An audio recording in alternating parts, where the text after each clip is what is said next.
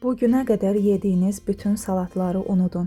Adi tərəvəzlərdən elə bir möhtəşəm ləzzət hazırladım ki, dadına baxan bir də istəyəcək. İlk olaraq salatımıza xüsusi bir dad qatacaq qoz ləpələrini xırda-xırda doğrayırıq.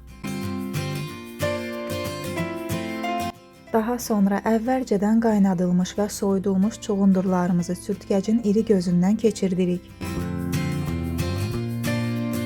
Sıra gəldi qaynadılmış yumurtalara. Onları da eyni qaydada sürtkəcdən keçirdirik və təbii ki, salatların əvəz olunmazı olan bərk pendiri də rəndələyirik. İndi isə salatımızı yığmağa başlayaq. Qabın içərisinə ilk qat olaraq sürtkəcdən keçirilmiş çuğundurun yarısını yayırıq. Üzərinə mayonez və zövqə görə duz əlavə edirik. İkinci qata da rəndələnmiş yumurtaları əlavə edib bərabər şəkildə yayırıq.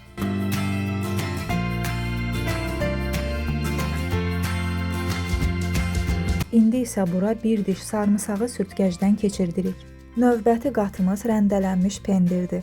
Onu da bura səliqəli şəkildə düzürük.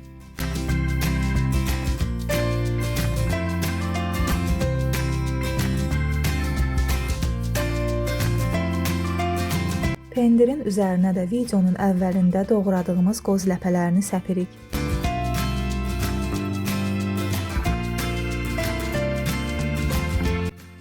Konservləşdirilmiş yaşıl noxudları da bərabər şəkildə yayırıq. Ən üst hissəni də yenidən çuğundurla örtüb mayonez əlavə edirik.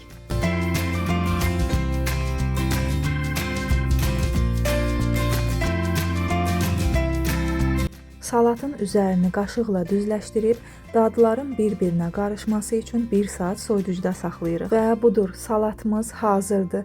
Həm çox dadlı, həm də çox doyumlu bir salat alındı.